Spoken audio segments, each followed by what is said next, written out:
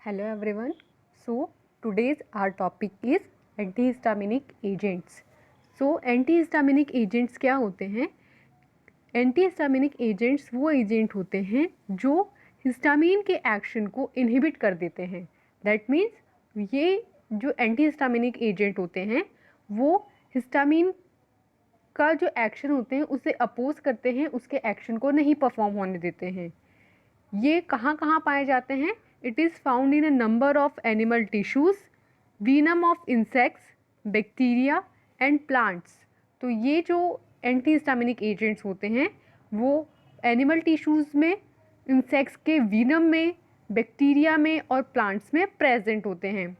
Next कि histamine क्या होता है और हिस्टामिन का जो फार्माकोलॉजिकल एक्शन होता है वो क्या होता है. So the pharmacological action of histamine are as follow. तो फर्स्ट जो हिस्टामिन का एक्शन है वो है it causes vasodilation of capillaries and then permeable to fluid and plasmatic protein. यानी कि हिस्टामिन जो होता है वो कैपिलरीज, जो हमारे ब्लड में कैपिलरीज पाई जाती हैं, उनको डायलेट करता है, उनकी वेसल्स को डायलेट करता है यानी उन्हें बड़ा कर देता है और उन्हें फ्लूइड और प्लाज्मेटिक प्रोटीन जो होता है उनके लिए परमिएबल बना देता है, यानी कि वो इजीली उससे पास आउट हो सकती हैं. सेकेंड जो इसका फंक्शन है वो है it involves in allergic and anaphylactic shock. यानी कि हिस्टामिन जो है एलर्जिक रिएक्शन के टाइम पे और जब कोई एनाफाइलेक्टिक शॉक लगता है उस टाइम पे ये रिलीज होता है.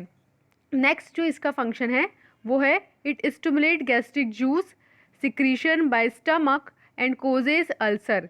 यानी कि ये क्या करता है, स्टमक में गैस्ट्रिक जूस के सिक्रीशन को स्टिमुलेट करता है. यानी कि ये ऐसे सिग्नल भेजता है हिस्टामिन जिसकी वजह से स्टमक से ज़्यादा गैस्ट्रिक जूस जो कि HCl होता है, जो कि एक एसिड होता है, उसके सिक्रीशन को स्टिमुलेट करता है और ज़्यादा HCl सिक्रीट होने की वजह से वहाँ पे अल्सर हो सकते हैं. तो ये अल्सर का भी एक कोज होता है, एक रीज़न होता है. Next in allergic conditions it release from mast cells by antigen antibody reaction. मतलब जब कोई एलर्जन हमारी बॉडी में एंटर करता है और जब एलर्जिक कंडीशंस होती है तो उस टाइम पे ये जो हिस्टामिन होता है वो मास्ट सेल से रिलीज होता है और उस एलर्जन के साथ एंटीजन एंटीबॉडी रिएक्शन शो करता है और उस जो एलर्जन है उसको ट्रीट करता है, उस एलर्जिक रिएक्शन को ट्रीट करता है. ठीक है, तो ये हो गए हिस्टामिन के फार्माकोलॉजिकल एक्शंस. नेक्स्ट है कि हमारी बॉडी में कहाँ कहाँ पे हिस्टामिन के रिसेप्टर्स पाए जाते हैं, कौन कौन से रिसेप्टर्स पाए जाते हैं और उनका क्या क्या फंक्शन होता है. सो हमारी बॉडी में बेसिकली 4 टाइप के हिस्टामिन रिसेप्टर होते हैं, H1, H2, H3 and H4.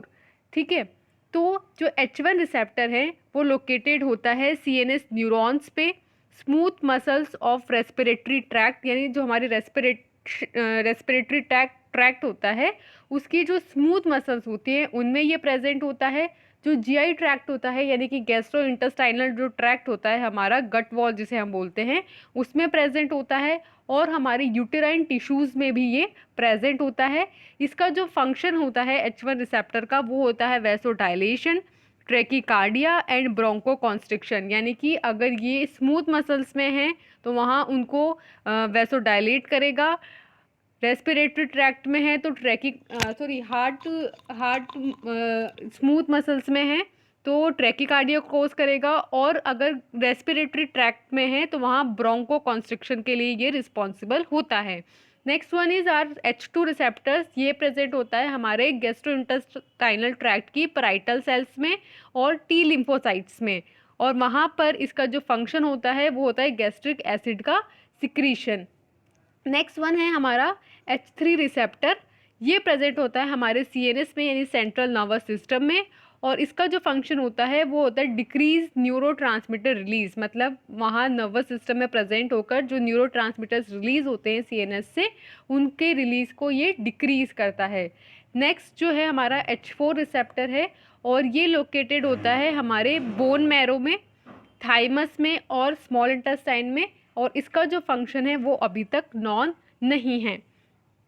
Next one is की क्लासिफिकेशन ऑफ एंटीहिस्टामिनिक्स, यानी हमने ये देख लिया कि एंटीहिस्टामिनिक्स क्या होते हैं। अब मेडिसिनल केमिस्ट्री के अकॉर्डिंग जो इसका क्लासिफिकेशन है वो है, first one is H1 antagonist का, H1 एंटागोनिस्ट का एक पूरी क्लास को डिस्क्राइब किया गया है, एंड देन H2 एंटागोनिस्ट की एक पूरी क्लास को डिस्क्राइब किया गया है। तो H1 एंटागोनिस्ट के अंदर जो सबसे पहले आते हैं वो है अमीनो अल्काइल ईथर डेरिवेटिव्स, यानी कि ये जो क्लास है इस क्लास के जो कंपाउंड्स होंगे उनमें एक अमीनो ग्रुप होगा, अमीनो ग्रुप से अटैच एल्काइल ग्रुप्स होंगे, एक ईथर ग्रुप उनमें प्रेजेंट होगा और उससे बने हुए ये डेरिवेटिव्स होते हैं, इसलिए इन्हें अमीनो अल्काइल ईथर डेरिवेटिव्स बोलते हैं। इसके अंदर जो आपके कंपाउंड्स आते हैं, जो ड्रग्स आती हैं वो हैं, पहली डाईफिनाइल हाइड्रामीन HCl, जिसके स्ट्रक्चर्स में डाईफिनाइल मतलब 2 फिनाइल रिंग्स होंगी फर्स्ट एंड सेकंड, और हाइड्रा अमीन ग्रुप यानी इसमें एक अमीन ग्रुप प्रेजेंट होगा और इसका नाम होता है diphenhydramine HCl। Next one is dimenhydrinate, यानी इसमें ये जो होती है डाईमेन हाइड्रीनेट जो होती है इसके अंदर इस तरीके की ये स्ट्रक्चर पाई जाती है जिसमें प्यूरिन लाइक ये स्ट्रक्चर होती है। नेक्स्ट वन इज डॉक्साइल अमीन। डॉक्साइल अमीन में क्या होगा, सेम अमीन लिखा हुआ है तो इसमें कौन सा ग्रुप प्रेजेंट है, अमीनो ग्रुप प्रेजेंट है, तो इसका नाम है डॉक्साइल अमीन। इसके अंदर एक पिरिडीन ग्रुप होगा और एक फिनाइल रिंग होती है इसके अंदर। नेक्स्ट वन इज क्लीमेस्टीन फ्यूमरेट, इसमें जो है ये फ्यूमरेट का डेरिवेटिव, फ्यूमरेट के साथ इसने सॉल्ट बनाया हुआ है, तो this is the fumarate and this is clemastine. Next जो क्लास है वो है इथाइलिन डाई अमीन डेरिवेटिव, यानी इसमें एक इथाइलिन प्रेजेंट होगा, डाई अमीन मतलब 2 अमीन प्रेजेंट होंगे और डेरिवेटिव होगा, ठीक है। तो इसमें ये इथाइलिन इसे बोलते हैं हम इथाइलिन डाई अमीन, क्योंकि दोनों तरफ अमीनो ग्रुप है तो इसलिए इसे बोलते हैं इथाइलिन डाई अमीन डेरिवेटिव। और इसका जो एग्जाम्पल है वो है tripelennamine, this is the structure of tripelennamine. Next one is piperazine derivative, यानी कि इनके अंदर एक पिपराजीन मॉइटी होगी, तो this one is piperazine moiety. इसके अंदर जो एग्जाम्पल्स हैं वो है क्लोरसाइक्लिन, मीसाइक्लिन एंड बूसाइक्लिन। तो जो हमारा क्लोरसाइक्लिन है इसके अंदर एक क्लोरीन प्रेजेंट है इसलिए इसे क्लोरसाइक्लिन बोला है। मी क्लीजिन, बू क्लीजिन, तो इनमें जो तीनों स्ट्रक्चर्स हैं उनमें जो जो बेसिक मॉइटी है वो सिमिलर है, like this is the basic moiety and which is similar, and the difference is this it have the chlorine group. Next जो हमारा मीक्लीजीन है उसके अंदर दिस इज द डिफरेंस, और जो हमारा ब्रूक्लीजीन है उसके अंदर दिस इज द डिफरेंस। सो इस तरीके से हमारे ये जो पिपराजीन है वो बेसिक मॉइटीज इनमें सेम है और इनमें स्ट्रक्चर में एक छोटा सा डिफरेंस है जो इन तीनों स्ट्रक्चर्स को अलग बनाता है। Next one is propylamine derivative, तो इनके अंदर क्या होगा, एक प्रोपाइल ग्रुप चेन होंगी, this one is the propyl chain, and next one is amine, तो this one is the amino group. इसके अंदर 2 क्लासेस हैं, first one is saturated analogues and second one is unsaturated analogues. तो basically saturated मतलब कि इसमें क्या होंगे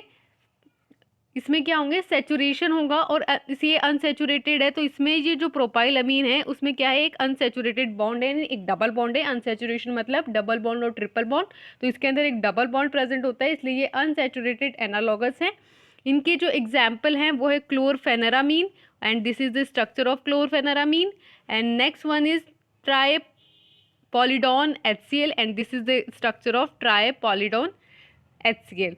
Next class is pyridine ring analogous। तो pyridine ring analogous बोला है तो इसके अंदर क्या होगा, एक pyridine ring होगी और it can also called as tricyclic ring system. तो इसके अंदर 3 साइकिल्स होती हैं जो यहाँ पे शोन हो रही है कि 1, 2 एंड 3। तो यहाँ पे 3 साइकिल से बनी हुई एक रिंग होगी, रिंग सिस्टम होगा। इसको बोला है पिरिडिन रिंग एनालॉगस। और इसके अंदर जो एग्जाम्पल है वो है phenindamine, and this is the structure of phenindamine. And next one is phenothiazine ring analogues. तो इसके अंदर कौन सी बेसिक मॉइटी क्या होती है? फिनोथायाजीन होती है। तो this one is phenothiazine moiety, this one is phenothiazine moiety. तो उसके ये एनालॉगस हैं। उसके अंदर जो एग्जाम्पल्स हैं, जो कंपाउंड्स हैं, जो ड्रग्स हैं, वो हैं प्रोमिथाजीन, ट्राइमीप्राजीन। यू कैन सी, आप देख सकते हैं कि इसके अंदर ये और ये ही डिफरेंस हैं। बाकी जो मॉइटीज़ है, बेसिक मॉइटीज़, वो सिमिलर होती है। आपको सिर्फ डिफरेंस देखना होता है कि क्या डिफरेंस है, ताकि आपको वो इजीली आप उनको आइडेंटिफाई कर सके और उनको लर्न कर सके। Next one is cyproheptadine. So cyproheptadine के अंदर इधर फिनाइल ग्रुप और बीच में एक 7 कार्बन रिंग होती है, ठीक है, और उससे एक डबल बॉन्ड से अटैच होती है एक और रिंग। तो ये है सिप्रोहेप्टाडीन। फिर है एजाटिडीन। इस स्ट्रक्चर और सिप्रोहेप्टाडीन और एजाटिडीन के स्ट्रक्चर में अगर आप गौर से देखेंगे तो आपको एक डिफरेंस नज़र आएगा। यहाँ पे डबल बॉन्ड नहीं है और बाकी जो स्ट्रक्चर है वो बिल्कुल सिमिलर है। तो आपको सिर्फ ये देखना है कि क्या डिफरेंस है, ताकि आपको वो इजीली रिकॉग्नाइज हो जाए और इजीली लर्न हो जाए। Next one is non classical structure. Non classical structure के अंदर जो पहली ड्रग आती है वो है astemizole, and this one is the structure of astemizole. Next one is new histaminic, and this is the second generation drugs, जिसके अंदर आपकी फर्स्ट ड्रग आती है loratadine, and this one is the structure of loratadine. Next one is cetirizine, which is very famous drug, cetirizine, and this one is the structure of citrazine. It have a phenyl group and a chlorophenyl group. Next is mast cell stabilizers, यानी कि ये जो class की drug होती होंगी वो mast cell को stabilise करती हैं, ठीक है। इसके अंदर जो ड्रग आती हैं वो है क्रोमोलाइन सोडियम। क्रोमोलाइन सोडियम के अंदर ये सोडियम का सॉल्ट है basically. So and this one is chromoline. Next one is miscellaneous compound, जिसके अंदर ड्रग आती है डाईफिनाइल पायरालीन। तो डाईफिनाइल नाम से पता चल रहा है 2 फिनाइल रिंग होगी और एक pyraline, this one is pyraline. So this is diphenylpyraline. ये हुए हमारे H1 एंटागोनिस्ट। नेक्स्ट जो हमारे आते हैं वो है H2 एंटागोनिस्ट। इसके अंदर जो फर्स्ट ड्रग है वो है cimetidine, and this one is the structure of cimetidine. Next one है famotidine, and this one is the structure of famotidine. You can see the difference between cimetidine and famotidine. Next is ranitidine, and this you can see the difference between cimetidine, famotidine and ranitidine. Next one is gastric proton pump inhibitor, means इस class की जो drug होती हैं वो जो हमारा gastrointestinal tract होता है या हमारा जो स्टमक होता है वहाँ पे प्रोटोन पंप को इनहिबिट करती है, यानी मोर H+ रिलीज को इनहिबिट करती है, सो दैट वहाँ पे एसिड कम रिलीज हो और वहाँ पे अल्सर की कंडीशन जो है वो हील हो सके। तो इसमें जो ड्रग्स आती हैं वो हैं omeprazole, and this one is the structure of omeprazole. Next one is lansoprazole, and this one is the structure of lansoprazole. Next one is rabeprazole, and this one is the structure of rabeprazole. Next one is pantoprazole, and this one is the structure of pantoprazole. And you can see the differences between these structures so that you can easily learn them. Next one is mechanism of action, कि कैसे जो है H1 antagonist जो drug होती है histamine anti histaminics की H1 receptor पे कैसे वो उसको एंटागोनाइज करती है, उसका क्या मैकेनिज्म ऑफ एक्शन है. सो बेसिकली होता क्या है, histamine release from the mast cell, जो हमारी मास्ट सेल्स होती है, जब भी कोई एलर्जन बॉडी में एंटर होता है तो हमारे बॉडी के जो मास्ट सेल्स होती हैं उनसे हिस्टामिन जो है वो रिलीज होता है. वो हिस्टामिन जा करके H1 रिसेप्टर्स पे बाइंड करता है जो कि जी प्रोटीन कपल्ड रिसेप्टर्स होते हैं. अब जो हमारी H1 एंटागोनिस्ट ड्रग होती है वो उसको एंटागोनाइज करती है, उसके साथ compete करती है हिस्टामिन के साथ. वो जो हमारी H1 एंटागोनिस्ट ड्रग होती है वो हिस्टामिन के रिलीज को इनहिबिट नहीं करती है, वो हिस्टामिन के साथ में compete करती है H1 रिसेप्टर्स पे बाइंड होने के लिए, और खुद बाइंड होकर के हिस्टामिन को नहीं बाइंड होने देती है. सो बेसिकली अगर हिस्टामिन H1 रिसेप्टर पे बाइंड होता तो वहाँ से फॉस्फोडाइपेज सी का रिलीज होता, और उसके रिलीज होने से IP3 और डैग जो है वो एक्टिवेट हो जाते, और डैग के एक्टिवेट होने से प्रोटीन काइनेज सी जो है वो एक्टिवेट होता, और उसके एक्टिवेट होने से एंडोप्लाज्मिक रेटिकुलम से कैल्शियम आयन जो है Ca+2 जो है वो रैपिडली रिलीज होता, और उसके रिलीज होने से हिस्टामिन जो है अपना कैरेक्टरिस्टिक रिस्पॉन्स शो कर पाता. पर हमारे H1 एंटागोनिस्टिक ड्रग ने उसके रिलीज को इनहिबिट कर दिया, इस वजह से जो हिस्टामिन का कैरेक्टरिस्टिक रिस्पॉन्स था वो नहीं शो हो पाएगा, और हिस्टामिन का जो एक्शन है वो वहीं स्टॉप हो जाएगा. तो बेसिकली इन्होंने क्या किया, हिस्टामिन के एक्शन को इनहिबिट कर दिया. That's why they are called as anti histaminic drugs. Next one is SAR मतलब स्ट्रक्चर एक्टिविटी रिलेशनशिप, कि कैसे उसके स्ट्रक्चर के साथ हम उसके एक्शन को देखेंगे. तो दिस इज द बेसिक जो है बेसिक स्ट्रक्चर है H1 हिस्टामिनिक्स की, जिसमें क्या होता है, AR मतलब दो फिनाइल ग्रुप या दो एरोमेटिक कंपाउंड्स जुड़े होते हैं, बीच में एक प्रेशर जुड़ा होता है, एक नाइट्रोजन होता है जिसे हम अमीन बोलते हैं, और उससे एल्काइल ग्रुप्स यूजुअली अटैच होते हैं. तो यहाँ पे क्या क्या बोला है, फर्स्ट पॉइंट में बोला है 2 aromatic rings which are connected to central carbon और नाइट्रोजन. तो सेंट्रल में हमारे जो कार्बन और नाइट्रोजन है उससे 2 एरोमेटिक रिंग्स जो होती हैं वो जुड़ी हुई होती हैं. Second, spacer between central atom X, जो हमारा सेंट्रल एटम है X उसमें, और हमारा जो अमीन है, हमारा जो सेंट्रल एटम है X और जो हमारा अमीन है उसके बीच में यूजुअली 2 से 3 कार्बन इन लेंथ में होते हैं. लेंथ में 2 से 3 कार्बन होते हैं. वो लीनियर रिंग की फॉर्म में हो सकते हैं, ब्रांच हो सकते हैं, वो सैचुरेटेड हो सकते हैं और अनसैचुरेटेड हो सकते हैं. ठीक है. Next point, amines is saturated. ये जो अमीन्स हैं, ये वाला जो अमीन है वो किससे सैचुरेटेड होता है, by small alkyl groups like CH3 यानी कि मिथाइल ग्रुप. तो यहाँ पे बेसिकली क्या होते हैं, मिथाइल ग्रुप्स होते हैं.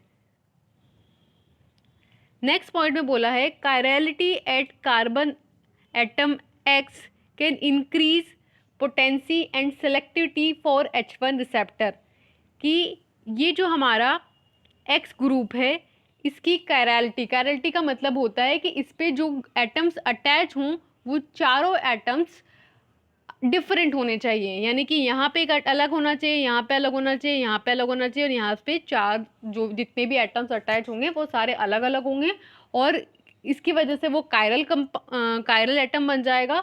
तो जितनी उसकी कायरलिटी की वजह से उसकी जो पोटेंसी है, जो कंपाउंड है उसकी पोटेंसी इंक्रीज होगी, और H1 रिसेप्टर के लिए उसकी सिलेक्टिविटी भी इंक्रीज होगी. नेक्स्ट पॉइंट में बोला है for maximum potency the 2 aromatic rings should be oriented in different plant. देखो यहाँ पे ये जो एरोमेटिक ग्रुप्स अरेंज हैं वो डिफरेंट प्लेन में होने चाहिए। अगर वो डिफरेंट प्लेन में होंगे तो वहाँ स्टेरिक हिंडरेंस नहीं होगा, और स्टेरिक हिंडरेंस नहीं होने की वजह से वो अपनी मैक्सिमम पोटेंसी शो कर पाएंगे। ठीक है, इसके अंदर बताया गया है, नेक्स्ट इसके अंदर सब पॉइंट्स में बताया गया है कि इफ़ अराइल ग्रुप, अगर वहाँ पे अराइल ग्रुप्स हैं, अराइल ग्रुप्स प्रेजेंट हैं यानी कि एरोमेटिक ग्रुप्स हैं, तो one aryl group should be phenyl. तो एक एरोमेटिक ग्रुप क्या होगा, फिनाइल होना चाहिए, फिनाइल होना चाहिए, या हिटेरो अराइल ग्रुप होना चाहिए, यानी ऐसा एरोमेटिक होना चाहिए जिसमें हिटेरो एटम प्रेजेंट हो। और सेकंड जो अराइल ग्रुप होना चाहिए वो अराइल या मिथाइल अराइल होना चाहिए। क्या बोला है कि अगर दोनों ग्रुप अराइल ग्रुप हैं तो उनमें से जो एक अराइल ग्रुप होगा वो या तो फिनाइल होना चाहिए या हिटेरो अराइल ग्रुप होना चाहिए, और जो सेकंड अराइल ग्रुप होना चाहिए वो या तो अराइल ग्रुप होना चाहिए या मिथाइल अराइल ग्रुप होना चाहिए। ठीक है, नेक्स्ट बताया गया है कि नेचर ऑफ एक्स, जो ये हमारा एक्स है इसके नेचर की बात करें तो इट में भी नाइट्रोजन, ऑक्सीजन और कार्बन, वो या तो नाइट्रोजन हो सकता है, ऑक्सीजन हो सकता है, कार्बन हो सकता है। नेक्स्ट जो एल्काइल चेन है, यानी कि ये जो हमारी चेन है इसके बारे में बताया गया है कि क्लासिकल हिस्टामिनिक्स जो होते हैं, जो हमने स्टार्टिंग में देखे थे, वो कंटेन करते हैं इथाइलिन चेन। ब्रांच, वो इथाइलिन चेन में ब्रांचिंग हो सकती है और एक्सटेंशन हो सकते हैं। ठीक है, तो वो बोल रहा है कि जो क्लासिकल हिस्टामिनिक्स होते हैं ना उनमें तो इथाइलिन चेन प्रेजेंट होती है, और अगर उन्हें ब्रांचिंग कर देंगे आप या उनका कोई एक्सटेंशन कर देंगे, उसे बड़ा कर देंगे, 2 या 3 कार्बन से ज़्यादा बड़ी हो जाएगी, तो आपको लेस एक्टिव कंपाउंड उससे मिलेगा।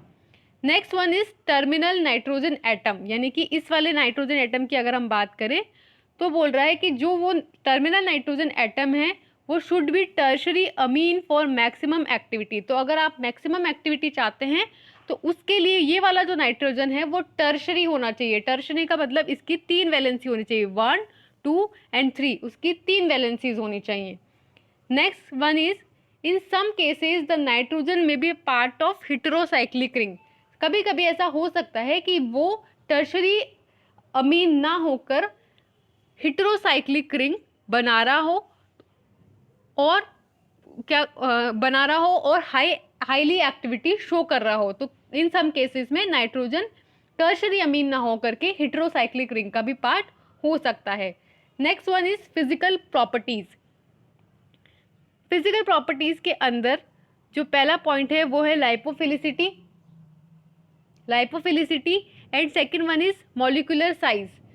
तो only one aromatic group interact with receptor via hydrophobic bonding, means कि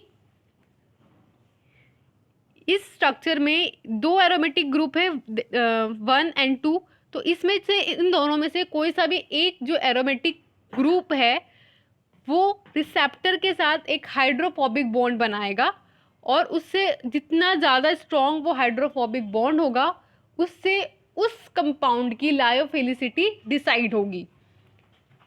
next, molecular size. The histaminic property depends on length of substituents and the size of nitrogen containing ring.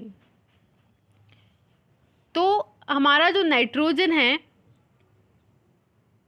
हमारा ये वाला जो nitrogen है, इस नाइट्रोजन से कैसे substituent present हैं, कितने बड़े साइज में या कितना उनकी लेंथ है, उनकी ब्रांचिंग है, या वो साइकिल में प्रेजेंट हैं, तो ये सब क्या डिसाइड करते हैं, उस कंपाउंड का मॉलिक्यूलर साइज को डिफाइन करते हैं। Next one is stereochemistry. Stereochemistry के अंदर बताया गया है कि जो सिट्राजीन होता है वो 2 फॉर्म में पाया जाता है। First one is dextro form and second one is levo form. तो उसकी जो डेक्स्ट्रो फॉर्म होती है वो उसकी लीवो फॉर्म से 10 टाइम्स मोर पोटेंट होती है।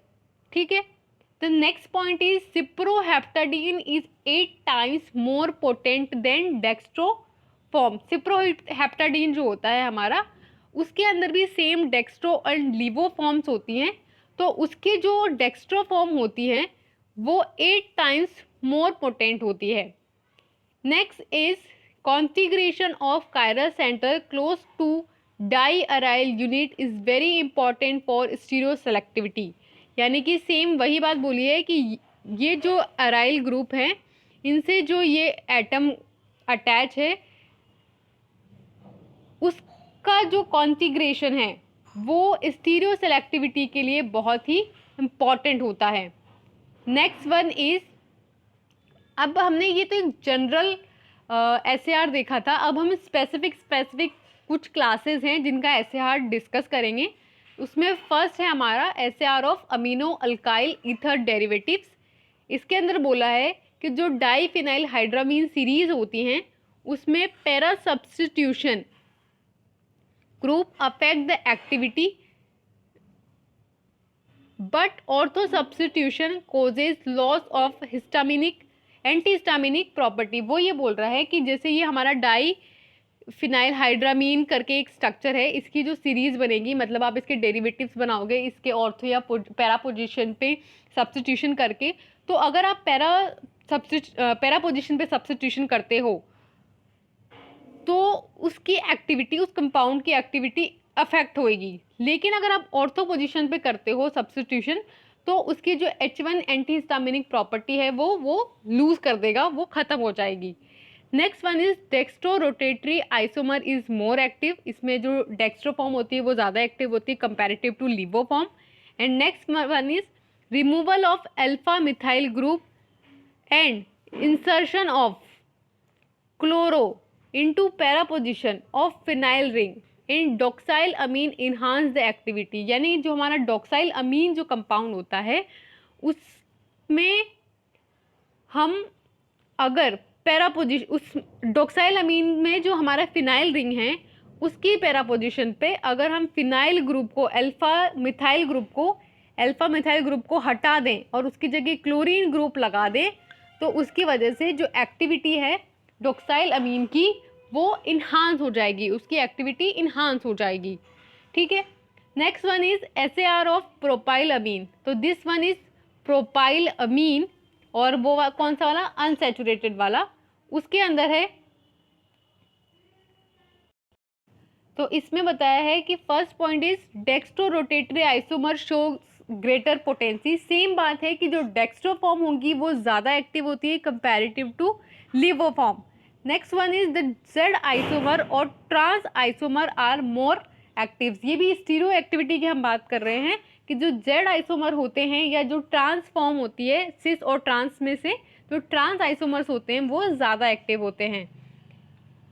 नेक्स्ट पॉइंट में बोला है कि attachment of chlorine in the para position of benzyl group gives 20 time increase in potency. अगर इसमें हम इस मिथाइल ग्रुप की जगह यहाँ पे क्लोरीन ग्रुप लगा दें एट दिस पैरा पोजिशन तो जो पोटेंसी है वो 20 टाइम इंक्रीज हो जाएगी किसके अंदर, क्लोरफेनेरामीन के अंदर। Next one is SAR of phenothiazine ring. तो इसमें क्या होती है, ये बेसिक मॉइटी में फिनोथायाजीन रिंग होती है। इसके अंदर बोला है कि the nitrogen atom in the ring this one अगर इस रिंग सिस्टम से इस नाइट्रोजन को रिप्लेस कर दिया जाए sp2 हाइब्रिडाइज्ड कार्बन एटम के साथ without loss of biological activity, तो उसकी वजह से कोई भी बायोलॉजिकल एक्टिविटी नहीं लॉस होएगी। यानी कि हम इसको किससे रिप्लेस कर सकते हैं, sp2 हाइब्रिडाइज कार्बन के साथ रिप्लेस कर सकते हैं। Next one is replacement of nitrogen with the ring system with sp3 hybridised carbon atom gives tricyclic thioxanthene series. लेकिन अगर आप sp2 के साथ नहीं बल्कि sp3 कार्बन एटम के साथ रिप्लेस करेंगे तो थायोजेंथीन सीरीज आपको मिलेगी। Next one is replacement of sulphur in the ring system by ethylene and nitrogen. Replacement किसका कर रहे हैं, सल्फर का। इस सल्फर का replacement in the ring system by ethylene and nitrogen is replace by sp2 carbon atom. मतलब same जो हमने फर्स्ट वाले में किया, sp2 कार्बन एटम के साथ तो नाइट्रोजन को रिप्लेस करेंगे, इस नाइट्रोजन को तो sp2 हाइब्रिडाइज कार्बन के साथ रिप्लेस करेंगे और इस सल्फर को रिप्लेस करेंगे इथाइलिन के साथ। तो उसका क्या रिजल्ट होगा, जो कंपाउंड हमें मिलेगा वो एंटी हिस्टामिनिक एक्टिविटी भी दे रहा होगा और एंटी सेरोटोनिन एक्टिविटी भी शो कर रहा होगा। ठीक है, next one is saturation of 10-11 double bond of cyproheptadine. जो हमारी सिप्रोहेप्टाडीन की स्ट्रक्चर होती है जिसमें 10-11 जो पोजीशन होती है उसके बीच में एक डबल बॉन्ड पाया जाता है, अगर उसका आप सेचुरेशन कर देंगे तो not effect the histaminic activity, तो उससे हिस्टामिनिक एक्टिविटी पर कोई इफेक्ट नहीं पड़ेगा, लेकिन उसकी जो सेरोटोनिन एक्टिविटी है वो कम हो जाएगी। So this was the SAR of some specific classes. Now the use of antihistaminic is, first one is allergic rhinitis में हम देंगे urticaria, allergic conjunctivitis, dermatitis, itis means inflammation, जहाँ भी आइटिस वर्ड आता है उसका मतलब होता है इन्फ्लामेशन, यानी कि वहाँ पे रेडनेस हो जाती है, स्वेलिंग हो जाती है, इचिंग, इरिटेशन सी होती है। ठीक है, तो दिस इज आइटिस and then is angioedema and insects bites में एंटी हिस्टामिनिक ड्रग्स जो हैं वो प्रीफर की जाती है। Thank you.